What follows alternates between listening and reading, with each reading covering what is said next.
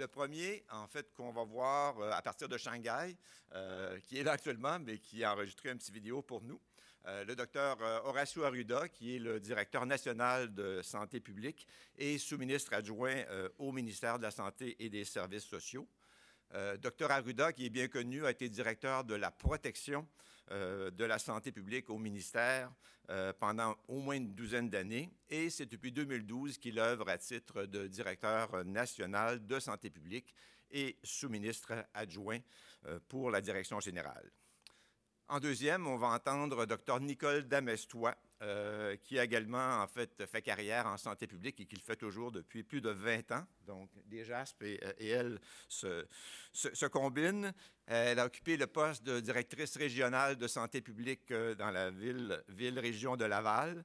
Elle a également occupé le poste de conseillère et directrice promotion-prévention au Centre de santé et services sociaux à Laval.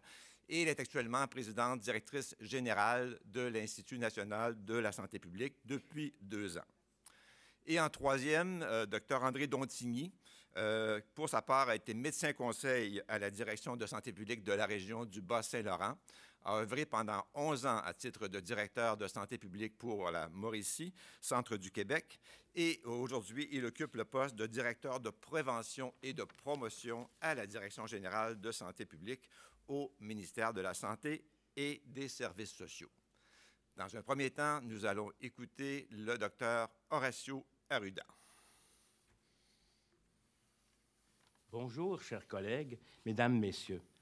Je m'adresse à vous par vidéo car je suis présentement à la 9e conférence mondiale sur la promotion de la santé à Shanghai en compagnie de Mme Lucie Charlebois, ministre déléguée à la réadaptation, à la protection de la jeunesse, à la santé publique et aux saines habitudes de vie. Je tenais absolument à vous souhaiter une participation des plus profitables aux journées annuelles de santé publique. Depuis maintenant 20 ans, dans le cadre de ce grand rendez-vous, nous échangeons sur des solutions possibles aux grands enjeux de santé publique de notre société. Ce partage, toujours fructueux, nous a permis au fil des années de renforcer nos actions en matière de prévention en santé, tout en étant davantage attentifs aux besoins de la population. Cette 20e édition des JASP en est une toute spéciale, puisqu'elle concorde avec le 30e anniversaire de la Charte d'Ottawa. Il s'agit donc d'un moment propice pour dresser un bilan des progrès accomplis au cours des dernières décennies. Comment se portent les Québécois de nos jours? Quelles sont les perspectives pour les années à venir? Il y a 30 ans, la Charte d'Ottawa marquait un tournant dans l'évolution de la santé publique à l'échelle internationale. Elle présentait un plaidoyer en faveur de la promotion de la santé dans le but de donner aux individus et aux populations davantage de maîtrise de leur propre santé et davantage de moyens de l'améliorer. La Charte a contribué à élargir la notion de santé en mettant en valeur le rôle fondamental des déterminants à cet égard. Elle énonçait qu'une bonne santé constitue une ressource majeure pour le développement social, économique et individuel, de même qu'une dimension importante de la qualité de vie. Ce mouvement pour la promotion de la santé a mis de l'avant la nécessité de mener une action globale et coordonnée en faveur de la santé. Celle-ci dépasse la responsabilité du secteur de la santé et des services sociaux et implique un ensemble d'acteurs publics et privés. Ce mouvement est aussi animé par la recherche d'une plus grande équité en matière de santé. La Charte d'Ottawa a sans contredit joué un rôle déterminant dans l'évolution de la santé publique au Québec. Ses fondements ont été et sont encore aujourd'hui un guide pour l'adoption des grands cadres législatifs et politiques, de même que pour la réalisation d'un ensemble de démarches. Plusieurs repères historiques en témoignent. En 1992, la politique de la santé et du bien-être a permis de franchir un pas important en établissant des objectifs et des stratégies en matière de promotion et de prévention pour le ministère de la Santé et des Services sociaux et pour son réseau. Elle a aussi ouvert à de nouvelles perspectives en interpellant d'autres secteurs d'activité en vue de créer des conditions propices à la santé. En 1997, les priorités nationales de santé publique ont établi une série d'objectifs communs pour l'ensemble des régions pour lequel un suivi dans le temps a été réalisé de façon systématique. L'adoption de la loi sur la santé publique en 2001 est venue donner les assises légales et les balises essentielles à l'exercice des fonctions de santé publique au Québec. En plus d'inscrire des responsabilités claires au regard du Programme national de santé publique, cette loi a également reconnu, avec l'article 54, le pouvoir des autorités de santé publique de faire des recommandations pour favoriser l'adoption de politiques publiques favorables à la santé.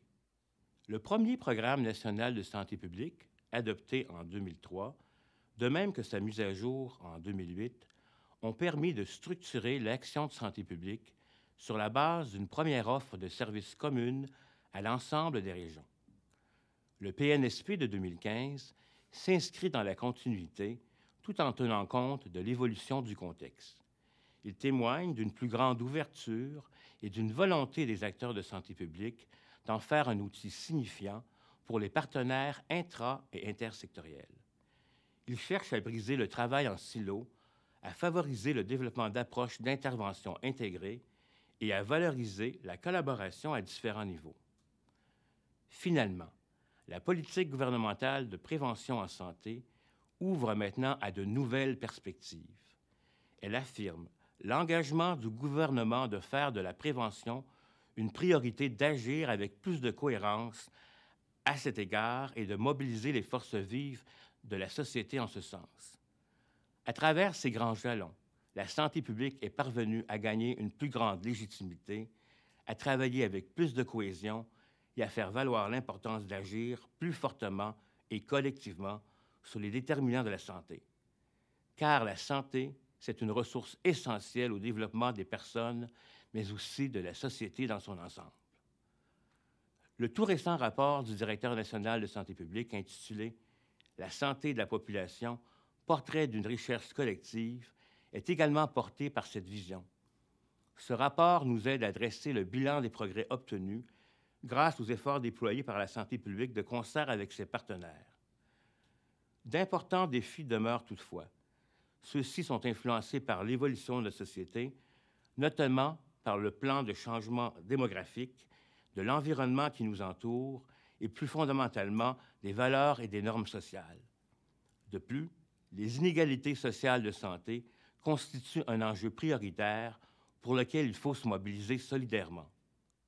Sans plus tarder, c'est avec beaucoup de reconnaissance pour le travail accompli autour de ce rapport que je donne la parole à la présidente directrice générale de l'Institut national de santé publique du Québec, Mme Nicole Damestois, de même qu'au directeur de la prévention et de la promotion de la santé de la population du ministère de la Santé et des Services sociaux, M. André Dontigny.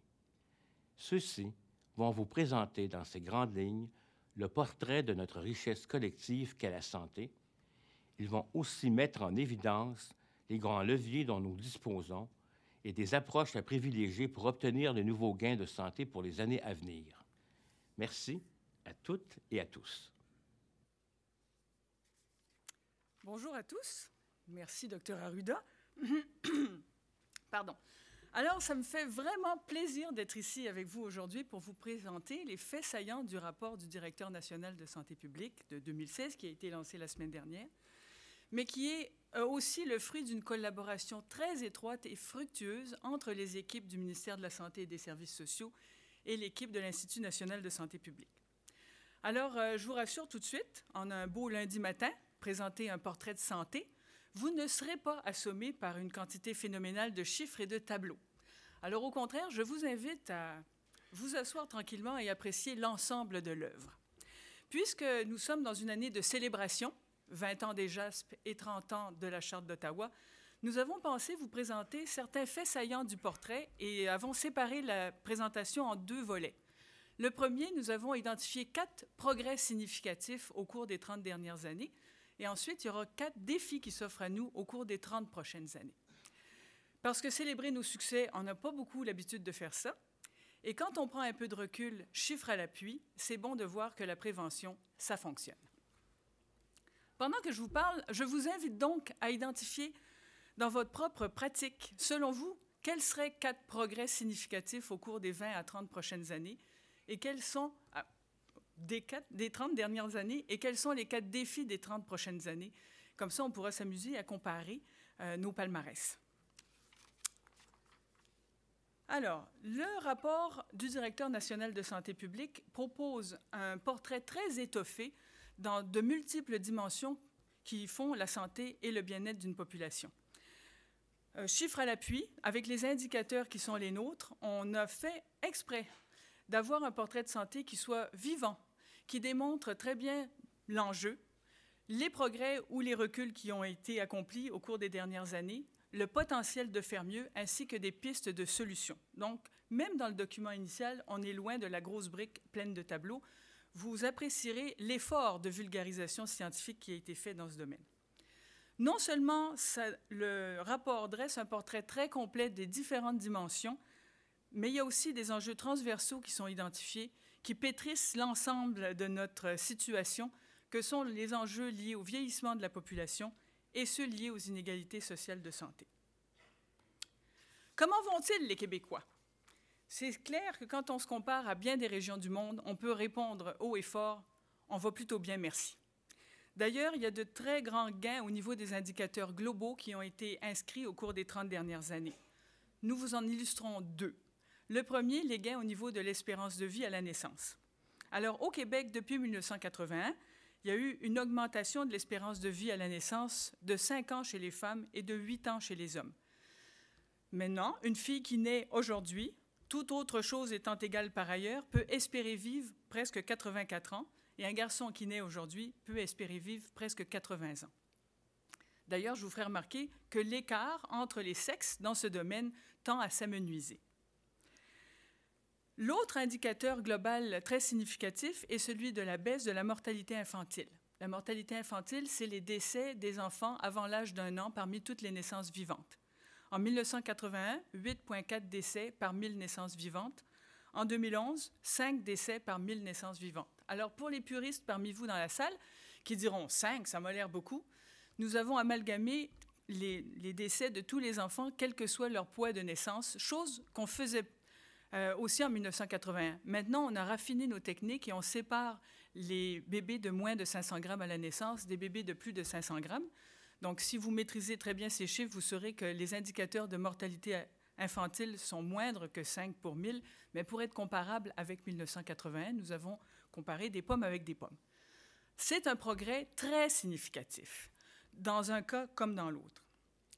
Dans le rapport du directeur national de santé publique, la première dimension étudiée est celle de la santé mentale, des aspects sociaux de la santé, en particulier la santé mentale. Déjà, de reconnaître la santé mentale comme étant un élément sur lequel il est possible d'agir en promotion et prévention, c'est déjà un succès.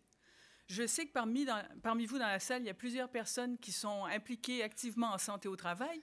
En santé au travail, c'est un progrès significatif que d'avoir reconnu assez dernièrement que les risques psychosociaux peuvent être identifiés et on peut agir sur ces risques-là, notamment par l'organisation du travail. Donc, en général, quand on demande aux Québécois leur niveau de satisfaction par rapport à la vie ou leur perception de leur santé mentale, ils sont plutôt satisfaits. Dans le domaine de la santé mentale, on a peu d'indicateurs pour mesurer la santé mentale. Les indicateurs qu'on a à notre disposition sont plutôt des indicateurs de maladie. Et l'expression ultime de la détresse dans ce domaine est le suicide. Alors voici notre premier progrès. Un net recul au niveau des taux de suicide au Québec depuis 1999. En fait, la diminution a commencé déjà en 1981, mais en 1999, nous avons vécu dans la province un pic de décès par suicide qui fait en sorte que c'est devenu notre point de repère. La diminution au cours des presque 20 dernières années est quand même significative puisque nous sommes passés de 22 décès par 100 000 personnes à 13 décès par 100 000 personnes. En fait, le Québec est passé de la province avec le pire taux de suicide parmi les 10 provinces à la province avec le 7e pire taux de suicide. C'est un gain, mais ce n'est pas encore un gain tout à fait satisfaisant puisque à chaque jour, environ 3 personnes s'enlèvent la vie par suicide au Québec. Certains font beaucoup mieux que nous à l'intérieur du pays, mais le Canada n'est pas le meilleur pays au monde par rapport au taux de suicide. Donc, c'est un progrès, certes, La tendance est encourageante, mais il y a encore du travail à faire. Deuxième succès, progrès, la diminution des décès sur la route. Alors, en dépit d'une augmentation importante du nombre de véhicules en circulation sur les routes, en dépit d'une augmentation importante des titulaires de permis de conduire, on a assisté à une diminution drastique des décès suite à des accidents de la route. Une baisse de 82 % entre 1975 et 2014. En 1975, on déplorait presque 1900 décès par année sur les routes. En 2014, 336. Avec son taux de 6,9 décès par 100 000 personnes, le Québec occupe le 3e rang parmi les provinces canadiennes, juste en arrière de la Colombie-Britannique et de l'Ontario, qui, pour sa part, a un taux de décès sur la route de 4,9 par 100 000. C'est un très bel exemple de succès intersectoriel, quand tous les acteurs de la société mettent ensemble leurs ressources et leur volonté en vue d'un objectif commun, ça donne des succès comme celui-là. Troisième progrès, les succès en vaccination. Nous avons choisi un exemple qui est celui de la diminution des cas sévères d'infection avec la bactérie Haemophilus influenza type B qui cause des méningites. Alors, je ne sais pas s'il y a des cliniciens dans la salle, mais parmi les plus âgés d'entre vous, comme moi, vous vous souviendrez d'avoir vu à l'hôpital des cas d'enfants avec des infections sévères à Haemophilus influenza de type B. Certains, malheureusement, se terminaient en décès, d'autres dans des complications graves et à long terme. Bien, juste chiffre à l'appui, il n'y a pas si longtemps que ça, en 1993, c'était 118 infections par année avec ce type de bactéries qu'on déplorait au Québec. Avec l'introduction de la vaccination au calendrier de vaccination, il n'y a plus que 13 infections, en moyenne, 13 infections à Haemophilus influenza type B par année au Québec. Donc, d'une maladie qui n'était pas très courante, mais quand même visible, on a maintenant une maladie devenue rare.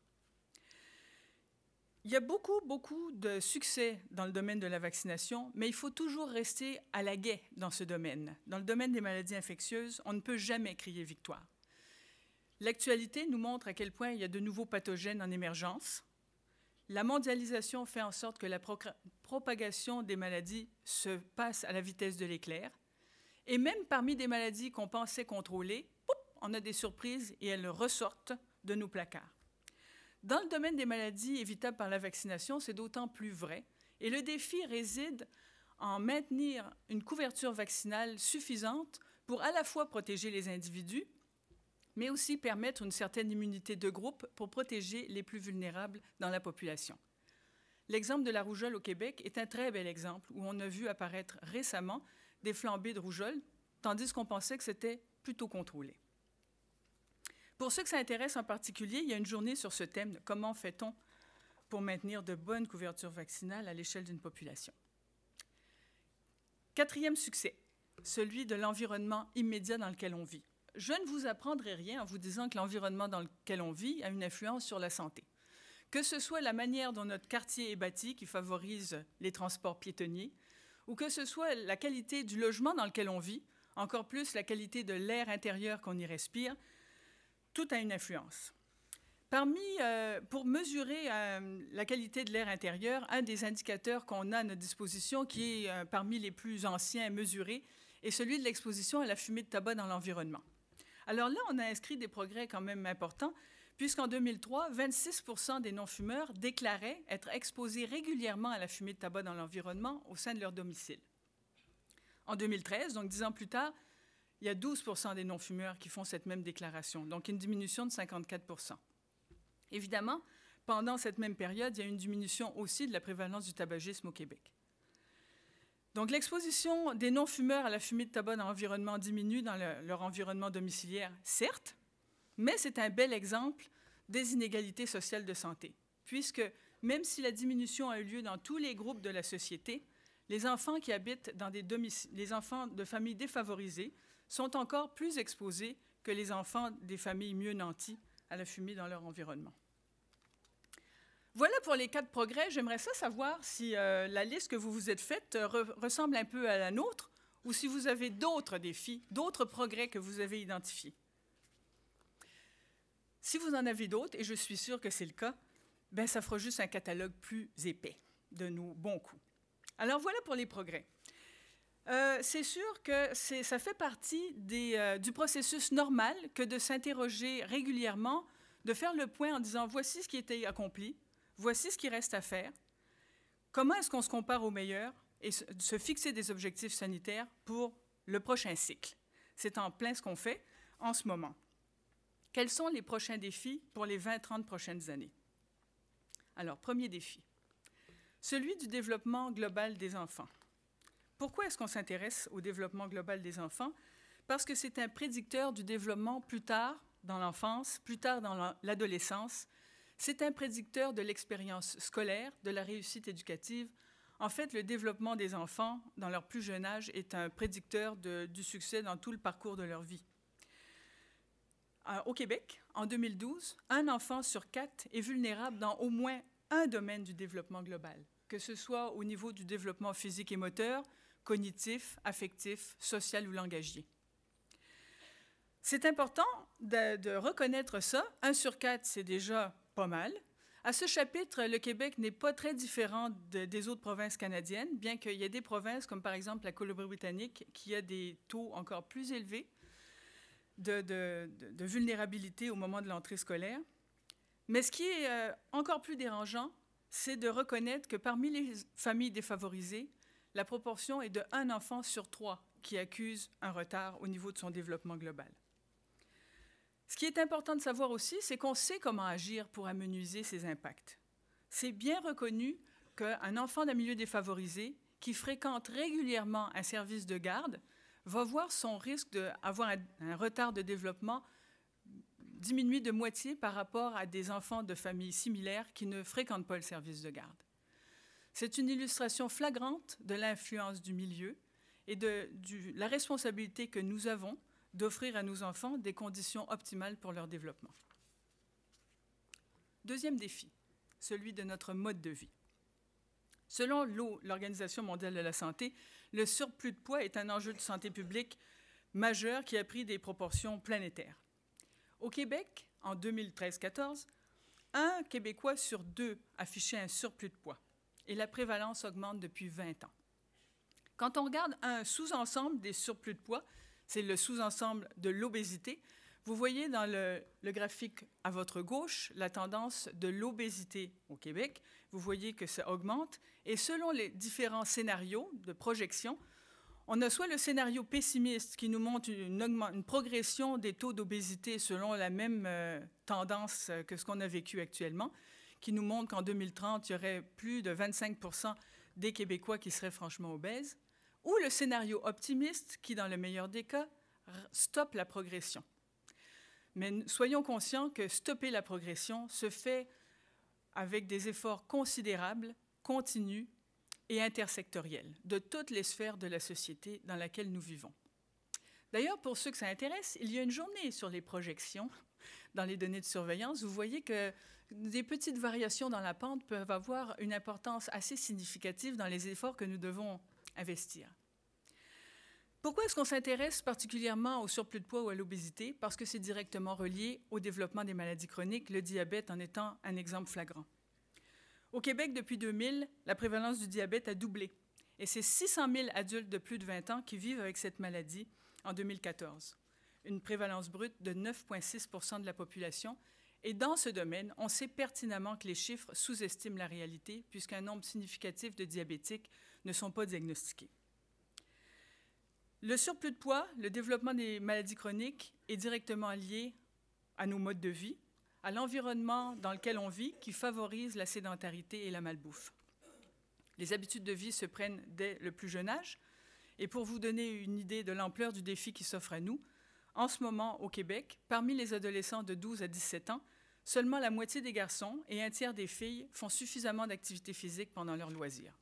C'est un problème de taille, sans mauvais jeu de mots.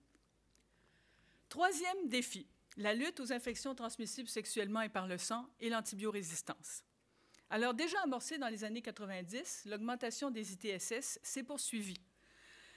On assiste à une hausse flagrante du nombre de cas de gonorrhée et de chlamydia. Vous voyez les tendances. Une augmentation de 90 % des taux de gonorrhée, une augmentation de 40 % des taux de chlamydia génitale. Ce qui dérange en plus, c'est le fait que la gonorrhée, par exemple, devient de plus en plus résistante aux antibiotiques couramment utilisés. En 2010, 33% des souches de gonorrhée soumises au laboratoire de santé publique du Québec affichaient une résistance à au moins un des antibiotiques courants. En 2015, 5 ans plus tard, c'est 50% des souches de gonorrhée qui affichent une telle résistance. Ce que ça veut dire, c'est qu'on doit utiliser des plus fortes doses d'antibiotiques, des traitements de plus longue durée, ou qu'on doit sortir les antibiotiques plus puissants, ce qui fait en sorte que les infections deviennent de plus en plus difficiles à traiter et que notre éventail de manières d'y faire face devient de plus en plus restreint. Selon l'Organisation mondiale de la santé, la résistance aux antibiotiques est une des principales menaces à la santé mondiale, puisque ce phénomène n'est pas isolé pour la gonorrhée, mais s'étend à plusieurs autres pathogènes. Dernier défi, celui de l'effet des changements climatiques sur notre santé. Alors que ce soit par des vagues de chaleur extrêmes, des canicules. D'ailleurs, en 2010, lors de la canicule, on a enregistré 300 décès prématurés de plus qu'en période estivale habituelle. Que ce soit par les inondations, les feux de forêt qui sont associés au changement climatique, donc les événements extrêmes qui causent des mouvements de masse de la population et des effets psychosociaux qui y sont associés. Que ce soit parce qu'on a une augmentation du nombre d'épisodes de smog dans l'année ou un allongement de la saison des pollens qui cause des impacts sur la santé cardio-respiratoire, que ce soit par des problèmes reliés à la quantité ou à la qualité de l'eau qui peut nous laisser suggérer des problèmes reliés à des maladies d'origine hydrique, ou par la migration vers le nord d'animaux porteurs et vecteurs de maladies jusqu'à présent inconnues, comme par exemple le virus du Nil occidental ou la maladie de Lyme. D'ailleurs, entre parenthèses, pour la maladie de Lyme, entre 2011 et 2015, la maladie de Lyme a connu une progression assez significative au Québec, puisque le nombre de cas déclarés est passé de 32 à 160. Et qu'en 2015, 3/4 des cas ont été acquis au Québec. Vous voyez que ce n'est pas une vue de l'esprit, l'impact des changements climatiques sur la santé au Québec. En fait, c'est un enjeu de santé mondiale, encore une fois. Que pouvons-nous faire réellement? Alors, on peut avoir l'air découragé, mais je nous rassurerai, parce qu'il y a 30 ans, les progrès que je vous ai énoncés pouvaient avoir l'air décourageants aussi. Alors, il n'y a rien à notre épreuve. Les enjeux qui sont devant nous sont vraiment quand même complexes et pétris de défis, notamment associés aux inégalités sociales de santé, puisque dans tout ce que je vous ai mentionné, les populations vulnérables et défavorisées ont des indicateurs moins bons que ceux qui sont mieux nantis. La bonne nouvelle, c'est qu'on sait comment faire, et c'est mon collègue Dr Dantini qui a l'honneur de vous présenter la solution.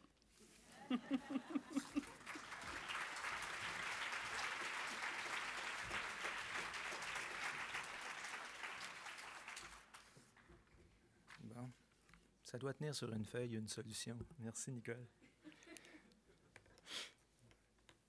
OK, il s'agit de ne pas me perdre, c'est ça, pas de lunettes. Alors, que faire? On va y aller premièrement de manière générale sur ce que l'on peut faire. Puis, vous avez compris de la blague de Nicole qu'il n'y a pas qu'une solution. Il y a des solutions dans ce fabuleux environnement complexe. Donc, à la lumière des gains enregistrés, des améliorations qui semblent encore possibles, nous retenons d'abord qu'il faut poursuivre des efforts qu'on a faits. Et c'est un peu le sens là, des échanges que nous allons avoir dans les prochains jours, sachant ce qu'on a fait depuis 30 ans, sachant ce qu'on a fait depuis 20 ans, puis on peut aussi faire un clin d'œil à la loi de santé publique qui est avec nous sous sa forme depuis maintenant 15 ans. Donc, des leviers sont de différents niveaux, ils sont très diversifiés, comme en témoignent les dispositions de la loi sur la santé publique, le nouveau programme national dont a fait état Nicole, l'ensemble des services qui en découlent, ainsi que les relations établies avec nos partenaires qui nous amènent à travailler ensemble à l'amélioration de la santé de la population. Tout ça à travers l'élaboration de politiques publiques et plus concrètement avec la réalisation de projets dans les communautés. Donc, il faut valoriser le travail qui est effectué et souligner les résultats encourageants, malgré parfois les difficultés, malgré parfois les contextes qui ne sont pas faciles. Donc, poursuivre en donnant du sens à ce qu'on fait. Puis, ce qui est intéressant, c'est que ce qu'on fait depuis 30 ans a de plus en plus de sens. Il faut aussi travailler davantage en complémentarité de façon concertée. D'abord, au sein même du réseau de la santé et des services sociaux, mais aussi avec les acteurs de divers secteurs d'activité qui disposent des leviers pour agir sur des déterminants de la santé. Donc, une approche qui implique que l'on adopte une posture de collaboration, une posture d'ouverture, d'écoute, tout en départageant bien les rôles de chacun selon leur capacité d'agir. Comme les déterminants de la santé sont interreliés et qu'ils exigent une action coordonnée pour être modifiés, il s'avère prometteur de miser davantage sur des approches intégrées d'intervention et des démarches concertées. Pour nous, c'est entre autres le sens de la nouvelle mouture du programme national, donc cette préoccupation de reconnaître l'importance de travailler de manière concertée. Donc, pour rallier un ensemble d'acteurs qui sont sensibles aux problèmes vécus, qui peuvent partager une lecture commune des enjeux et des solutions possibles, puis qui veulent y participer. La démarche, prenons par exemple ce qui est entamé là, depuis 2 ou 3 ans maintenant, prendre soin de notre monde, ça en est un bon exemple. Ça en est un bon exemple qui en est pas à ses balbutiements, mais qui en est vraiment à ses débuts, puis qu'on va renforcer dans les prochaines années. Puis de même que l'approche école en santé, que beaucoup de gens ici connaissent très bien. Donc, il importe aussi de mieux joindre et de travailler de concert avec les différents milieux de vie pour atteindre des objectifs communs au regard de la santé, que ce soit les milieux de garde éducatifs, les milieux scolaires, les milieux de travail ou les communautés locales. On est en train aussi de mettre tranquillement la table pour une politique gouvernementale. On va en reparler. Donc, enfin, puisque l'essence même de la prévention est d'agir en amont des problèmes évitables, il importe de chercher à modifier les déterminants qui se trouvent à la source et qui peuvent avoir un effet durable sur différents aspects de la santé et de la vie des personnes. Donc, l'amélioration des conditions de vie, comprise au sens large, apparaît essentielle. Cela a des répercussions sur un ensemble de besoins fondamentaux qu'on pense notamment se loger, se nourrir convenablement, accéder à l'éducation. Ça implique toutefois le développement d'un ensemble d'actions très variées, à commencer par des interventions communautaires et en allant jusqu'à l'adoption de politiques publiques favorisant la réduction de la pauvreté et de l'exclusion sociale. Donc, c'est aussi en agissant sur les conditions de vie que l'on va parvenir à réduire les inégalités sociales de santé. Un levier très prometteur, donc, la politique gouvernementale. C'est en appui à tous les éléments que je viens de nommer que la nouvelle politique gouvernementale a été développée. Cette politique marque un nouveau jalon dans l'évolution de la santé publique au Québec, tout en poursuivant les grands principes énoncés dans la Charte d'Ottawa. La notion de santé conçue comme une ressource individuelle et une richesse collective est le cœur de la politique et elle interpelle non seulement le gouvernement, mais aussi ses partenaires et la société dans son ensemble. C'est une politique qui vient donner une nouvelle impulsion à nos actions en matière de prévention, de manière à accentuer les efforts qui sont déjà déployés, à renforcer les collaborations déjà existantes et à en développer de nouvelles. Elle comprend aussi de nouveaux développements avec des mesures structurantes et des chantiers à réaliser au cours des prochaines années qui mettront en contribution un ensemble de ministères, de partenaires intersectoriels. On pense à la famille, l'éducation, solidarité sociale, le travail, l'aménagement du territoire, le transport, l'environnement, le secteur bioalimentaire, la sécurité publique. Donc, cette politique favorise le développement, devra favoriser et favorisera le développement d'approches axées davantage sur la complémentarité des rôles de chacun et des expertises, évidemment dans une perspective qui est multidisciplinaire. Donc, bref, une politique qui nous invite à nous projeter ensemble dans l'avenir et à nous mobiliser en nous donnant des moyens d'agir collectivement pour améliorer la santé et la qualité de vie de tous et pour assurer une plus grande équité en cette matière au sein de notre société. J'en profite d'ailleurs pour souligner à quel point nous comptons sur la contribution de tous et toutes, à différents niveaux, pour participer à la mise en œuvre de cette politique.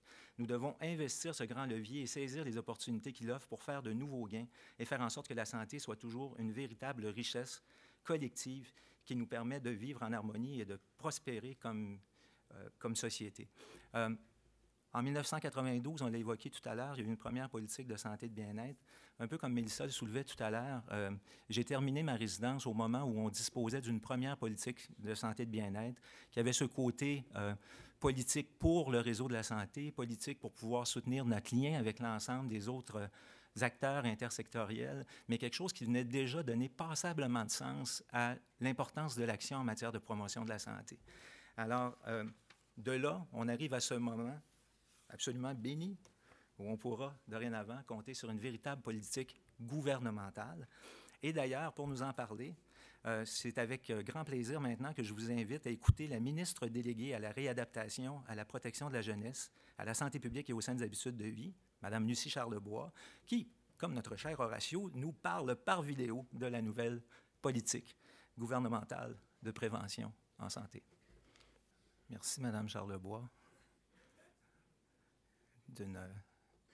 D'un endroit un petit peu éloigné aujourd'hui pour être présent avec nous, surtout qu'il neige. Donc, 2 petites diapos pour terminer.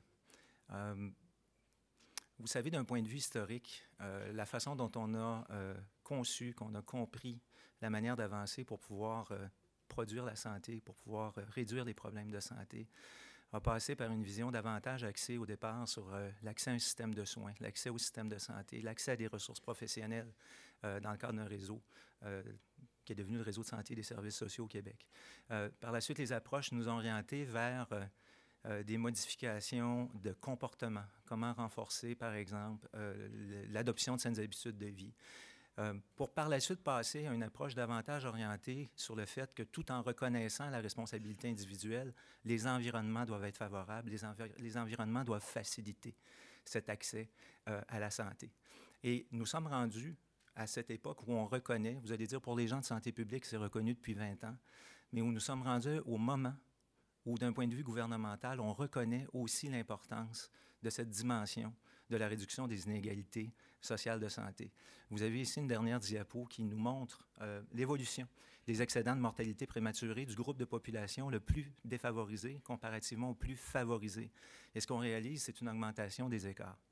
Donc, il y a encore énormément de boulot à faire. Il faut changer cette tendance-là. Il faut passer à un moment où nous allons pouvoir réduire ces inégalités-là. Et je me permets de terminer avec un clin d'œil sur des vélos. Vous allez dire, pourquoi des vélos? Bien, premièrement, probablement de façon égoïste, parce que j'aime ça faire du vélo. Ça n'a pas rapport. Deuxièmement, peut-être que ça vient nous présenter la notion d'environnement favorable, parce que c'est beau faire du vélo, mais pour pouvoir faire du vélo, encore faut-il avoir accès à un vélo. Parfois, ça peut être économiquement difficile. Et encore, devons-nous et pouvons-nous nous retrouver sur des lieux, des sites qui nous permettent d'en faire en toute sécurité, en profiter. Donc, notion d'environnement favorable, mais aussi, surtout, le vélo pour un autre aspect, qui est cette notion de réduction des inégalités. D'une certaine manière, ce que nous décrivait la diapo précédente, c'est que nous sommes en train de nous présenter dans un peloton qui s'étire. Donc, même les personnes dans les situations socio-économiquement défavorisées améliorent leur santé. Nous notons une progression objective en termes absolus. Mais le peloton s'étire. Est-ce qu'on peut faire en sorte, ensemble, d'être plus solidaires, de mieux travailler dans un peloton où on s'aide mutuellement? Ça fait partie de nos prochains défis. Alors, merci à tous. Des excellentes journées annuelles de santé publique.